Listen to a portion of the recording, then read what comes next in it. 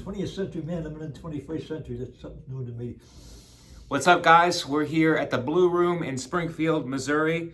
I'm here with Willie Bordelson. Willie, great to have you on, man. Thank you, sir. Thanks for doing this. How old are you, Willie? I just turned 92 several weeks ago. 92 years old, man. That's it. That's awesome. And how long have you been doing stand-up comedy? I started when I was 67 years of age. 67? Yes. Wow. So you've been doing it a while? Yes, approximately 20 some odd years. Wow. And where did you start?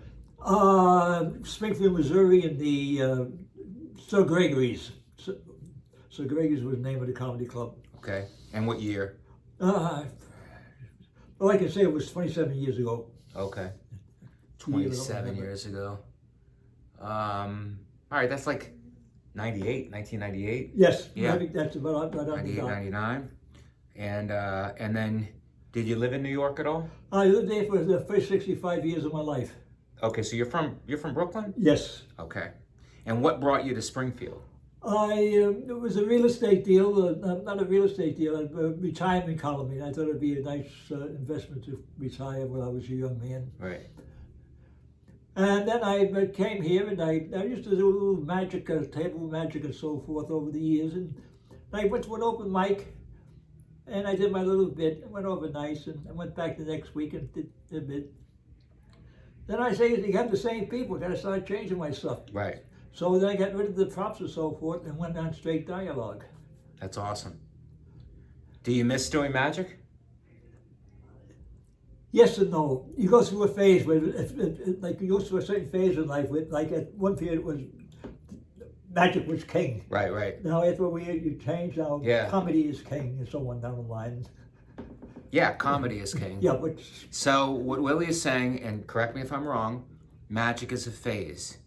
So if you're doing magic right now, you're in a phase. It's like puberty. Am I right, really? No, I don't. Okay, I don't all mean right. it that way. I don't. Okay. I mean, like if you get so engrossed in something as Right. an individual, it Right. becomes so much to you, and then like now the conditions here, you kind of carry props and so forth. Yeah, Right. like, one of the advantages, you don't have to carry no props. Right. You can constantly change your material. Right. And magic, more or less, you have a certain routines and so Tricks. forth, and you've got to do the same thing over and over Yes. and over again there. But for some reason. Did you ever saw a woman in half? No, I never went out. I was strictly like a prop comic, more or less. Okay. Like if anyone like Carl Valentine at one time was one of the greats there. Okay. He was with me. Who's some of your favorite comics? I go back there. Well, it's I see. I'm not old. I always think in the past. Yes, that's okay. Give me some of them. We were Yes. talking about some of them yesterday. Yeah, I'm like someone like I find like Ron Schock. He passed away some year. I found him something about him liked him, but my basic roots was from the old time vaudeville comics and so forth, and burlesque comics. Okay. That was my impression, because Right. you become impressed with when you're growing up and you see Uncle Milty every week. Right. You see Don Rickles, you see Jack Yes. Carter, and Yeah. you see all these individuals. And you Pat more or less- Cooper.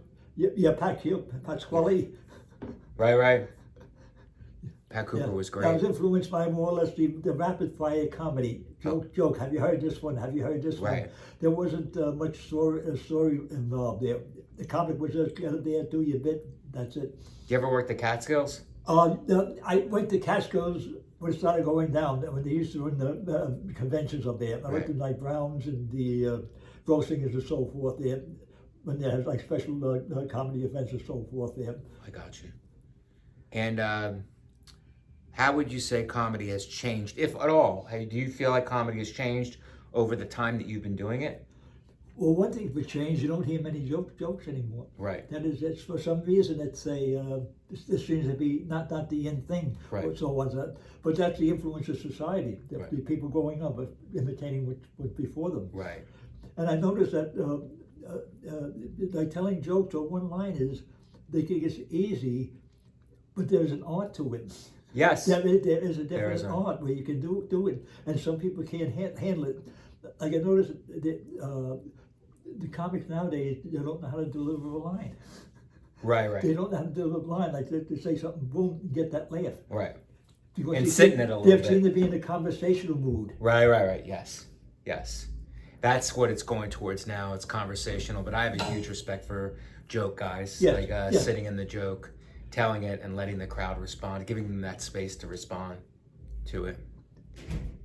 How did you find the crowds tonight? I never find anything wrong with the crowd. Yeah. It's me. I always figure I'm the center of the thing. I'm Right. the one who directs and Right, directs. right, I can't blame if I'm great. leading a band, I can't say, well, the band wasn't this. It's my responsibility to go with the audience, give them what they want. And how do you connect with them when you first get up there? Like, that's an important thing, I think. Like, before you even say anything, maybe it's your energy or whatever, but how do you connect with the crowd? I try to say, get off the beat and the track of how you're doing. I try to hit it right with a joke, right off the bat. Right. And just hit it, and the first 30 seconds, they like you and come to like you, Right. or you have their interest, or they just say like, well, what's going to happen next there? I want to let them know right up front the type of character I am. Right. And so that's a great thing. It's like with late night sets especially, it's like you got to hit them with that first joke. Yes. It establishes that you're funny, Yes. and then you gain momentum from that. Have you ever been in front of a crowd and it's not been going well, and you figured out how to turn it, and then you won them over? Sometimes, like you're dead in the water. It's like I think it's always good to have a good closing because no one knows when you're going to close. Sometimes, but to retreat and just say, "Thanks, easy for tomorrow's audience and everything's fine." Right. Or like sometimes you have a saver, but the saver is going to wait. Right. No, it's just because they don't know when you're supposed to act is over. So Right. we'll let you can walk out with grace. And I find like going dirty to like it doesn't make it just make you just dig the hole deeper. Right. Deeper and deeper Right. and deeper. Right. This way you can walk out with your head up high Right. and smile and say thank you so much very much instead of Right. saying, There's something so great, I think, when you don't have them and they don't. You can feel that you're not connecting with them, and then you change it and you figure them out, and you really you win them over, and then you can close that Yes. way, and it makes you feel so good that you know that a group of people didn't necessarily like you going in, and you were able to maneuver it so that they loved you at the end. yes. But over the years, I imagine everyone's experiences performed, people who come up to you, even you have, say, a show like that, and they'll say, I really enjoy you, I just don't laugh. Right. That you've experienced. How do you? Yes. Yeah, How do yeah. you take that? It's universal. Where sometimes the people they are just not a laughing mood. Right. That's why sometimes the MC is the most important man on the show. Yes. Because he brings the audience awake as one individual instead of a mass of different personalities. Where even sometimes the MC might have polish. It might be a nut job, but for some reason he can bring that whole audience together where they're focused on one thing that's coming up next. And I feel like the MC, to your point, sets the tone for the show. So people are coming in, and that's the first person that they see. Yes. And if they set the tone well, then the rest of the show has a good chance of. You're also representing the management and so forth. Yes. There's a reflection on the management. Right. How do you see? You're 92. How do you see comedy going in the future? Where do you see it going? I haven't given it much thought. Yeah. I haven't given it much thought. But the world is in a constant change. It will change. It'll change again. Yes. Do you feel like it changes with the technology? Like it went from vaudeville to radio Definitely. to television? Definitely. The audience becomes more sophisticated Yes. and so forth.